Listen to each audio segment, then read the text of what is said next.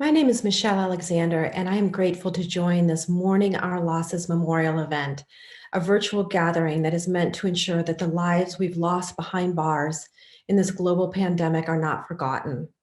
As a nation, we've recently passed the 1-year anniversary of COVID-19, a deadly virus that has devastated people and communities of all colors, classes, and walks of life.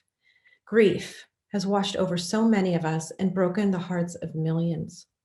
Often, what has felt most tragic during this time is that so much of the suffering and death has been avoidable. Nowhere is that more true than in our nation's prisons and jails. If our nation had not embarked on a race to incarcerate in recent decades, birthing a system of mass incarceration, the overwhelming majority of people who are locked in cages when the pandemic hit, unable to flee or escape the virus, would not even have been there. And if politicians and law enforcement officials truly cared about keeping people safe rather than simply maintaining control in a particular social order, most of the people who we mourn today would be alive and well.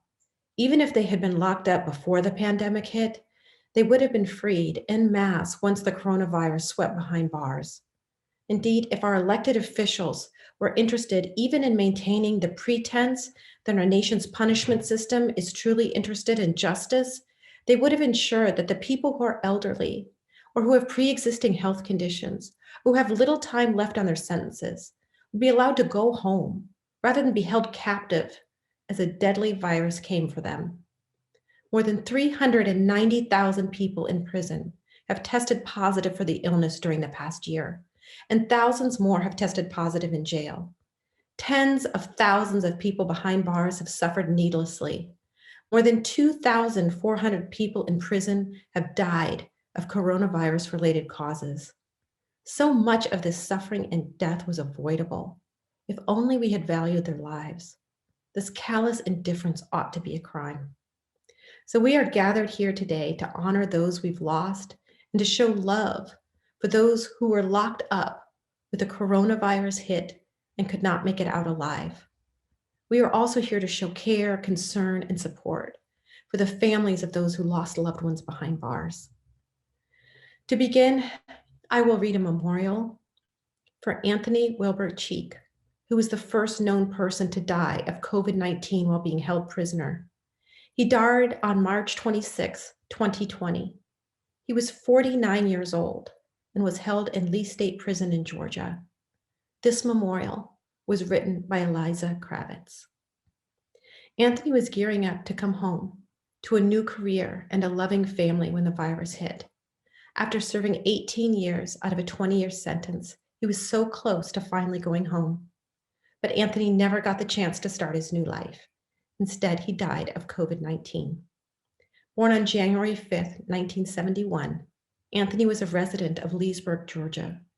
He learned how to work with diesel engines while he was incarcerated and planned to work in the trade upon his release. His mother, Joyce Cheek, was eagerly awaiting his arrival home. "I think my son was a very good son," she told the Atlanta Journal-Constitution. Anthony contracted COVID-19 at a time when the spread of the virus was neither acknowledged nor addressed in prisons across the United States. On March 10th, Anthony called his mother and speculated that he had the flu for 2 weeks, judging from his symptoms. 5 days later, he collapsed in the prison gym in front of dozens of other men and was taken to a hospital in nearby Albany, Georgia. Tragically, Anthony was unable to defeat the virus and he died less than 2 weeks later.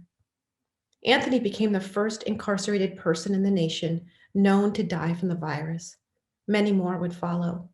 According to Anthony's mother, his death should have been prevented. Not only was it particularly heartbreaking because of the proximity to the end of his sentence, but she said, Anthony also had a high blood pressure and diabetes, putting him at risk for a severe case of COVID-19. The nearby city of Albany was already a coronavirus hotspot at the time of Anthony's death, and to make matters worse, the prison's medical care was woefully insufficient. She reports that men incarcerated there were provided with only one small cup of antibacterial soap, and prison officials displayed frequent negligence towards those exhibiting symptoms for the virus. Anthony's mother is not alone in mourning her son's death. Kay Hope wrote on the tribute wall of his online obituary, "So sorry to hear about Anthony. May the hope from God's word and your cherished memories comfort your hearts."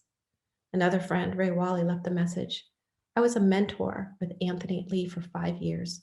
My prayers are with you and your family. God bless."